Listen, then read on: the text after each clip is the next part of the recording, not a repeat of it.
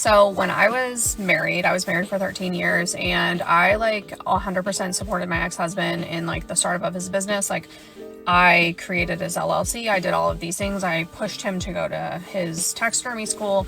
I made sure that he had a business. I picked the start date. I made the Facebook page. I did all of the things for him. And in the background, I was building my own business and working full time. Really? Fast forward several years later, and we decided to get a divorce. Things just didn't work out.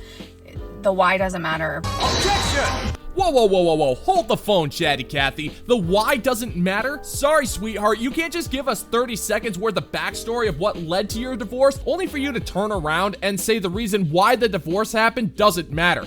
And I worked full-time W-2 making over 6 figures a year. So when it came down to time for our divorce, even though the reasons of the divorce were not my fault fully. Aren't you lying? No. In fact, aren't you a liar? No more questions, Your Honor.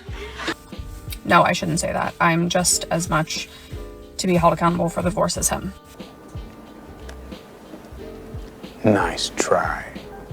It's obvious why you guys got divorced. Your husband started a small business, and because it didn't become a multi-million-dollar corporation by the end of its first day, you started to grow bitter resentment towards him and your children. You used that to make his life a living hell. You screwed up your children mentally because of your emotional abuse, and then you used said resentment to justify having fun with Tyrone during multiple business conferences at a Motel 7 3 towns over. He found out and filed for divorce. On a scale of 1 to infinity, how close am I? Yeah, that checks out. That sounds about right. Anyways, because I made the majority of the money on paper, I was required to take all of the debt in my divorce or pay him alimony or child support. Say what now? And I thought, it's fine. I've got it. I'll be able to handle it. Everything's fine. I'm going to be able to do it. And here we are, like 2 years out, and I'm literally drowning. That's not my problem. It's yours. You know, you could have saved yourself a lot of trouble by just paying the child support. Single dads do that all the time. All you had to do was take your pride and do the same thing you did with Alejandro's DNA and just swallow it whole. But for some reason, you decided that crippling debt was the better option? Oh, this is just so shocking. I mean, I must just be so monumentally naive. You are. Finally, my first time getting hit on in Home Depot, and he's not even attractive. And I don't know what I'm doing wrong, but I'm here all the time. So for all you people who are like, go to Home Depot, that's where all the men are. No, they're not. that's a mystery. What are you doing wrong? Well, let me count the ways. First, you're over the age of 40, so you're clearly lonely and desperate. Second, you're taking dating advice from TikTok, which is something only lonely and desperate people will do. And third, you're searching for a guy at Home Depot, which just reeks of loneliness and desperation. I shouldn't have to explain this to you, woman. Home Depot is a hardware store, not a place to sell your overused slime pit. And even if it was, there isn't a single successful contractor on this planet who would be willing to lower his standards for you. I know it, your family knows it. Dogs know it. You never told your ex. I f***ed a lot of his friends. Sorry. Damn. Any of his friends did you I am Jack's complete lack of surprise. Cheating on him. I cheated on you. How many times? Like 17. I cheated on him. There's one secret you never told your ex. I f***ed his teammate. Boring. What is one secret you never told your ex? That I cheated like a bit of time. Do you have some? I mean, I cheated all the time. You're boring! You're fucking dull! You have nothing to say! You are a one-hived mind twat waffle!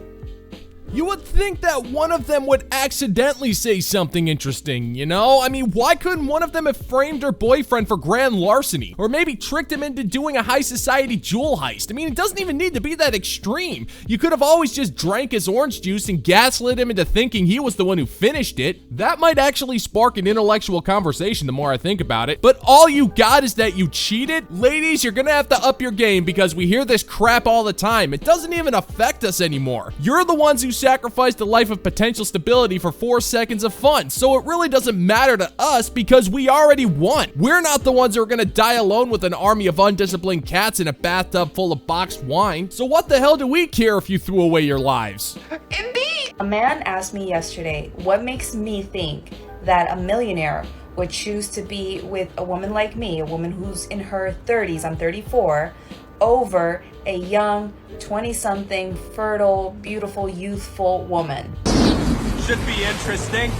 The millionaire man of my dreams choosing me over some young 20-something, no offense to the young women out there, okay, let me finish before you come after me. Choosing someone like me is a no-brainer. Are you sure? Funny story, the other day I was hanging out at the space gym with some intergalactic landscapers and we all agreed that there are 5 perpetual stages of grief when it comes to women hitting the wall. Denial, depression, delusion, desperation, and drunken stupors. It's ultimately a vicious circle that never ends with acceptance simply because modern women cannot fathom the idea that what they have to offer is nothing that any self-respecting man could ever possibly want. What is so obvious to us is completely lost upon most women out there. Because a woman in her 30s is completely different from a woman in her 20s. We have certain life experience, we have a certain level of personal power, we know what we want, we're not playing around, we're not playing games, we're not going out there. We've been done all of that.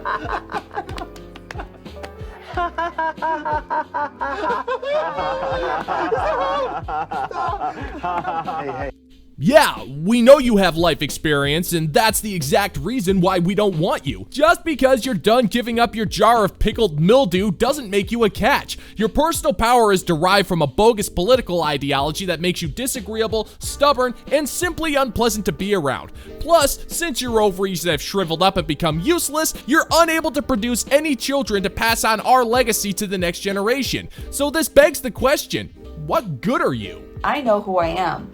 I know the value that I add to a man's life. And my millionaire husband, because he was able to accumulate certain wealth and success, he understands the power of investing in all the right things and people in order to get a great return on investment. Dear God in heaven, gentlemen, what is it like to be so wrong? So my millionaire husband is going to really see all the amazing qualities that I have, the ideas, the energy that I bring to his life. He's gonna be so blown away because he's gonna be like, I have never met a woman like her ever. I gotta lock this down. He's going to happily renounce any other woman, no matter their age, no matter their beauty, for someone like me.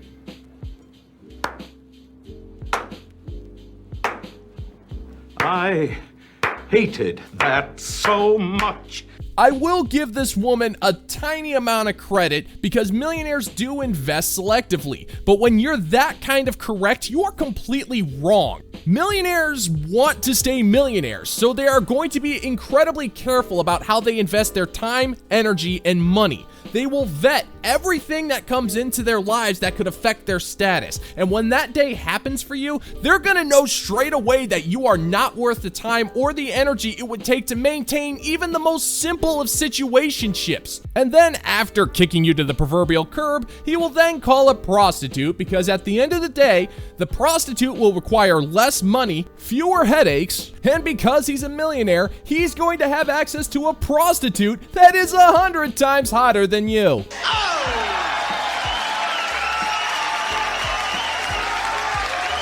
And that's gonna do it for today's video, gentlemen and gents. As always, if you find that my particular brand of humor is bringing you to the brink of laughter, then why don't you scroll on down and click that like and subscribe button and ring the notification bell so we can give the good old-fashioned middle finger to the YouTube algorithm. Thank you so much for checking out the new video, and until next time, peace out, homies.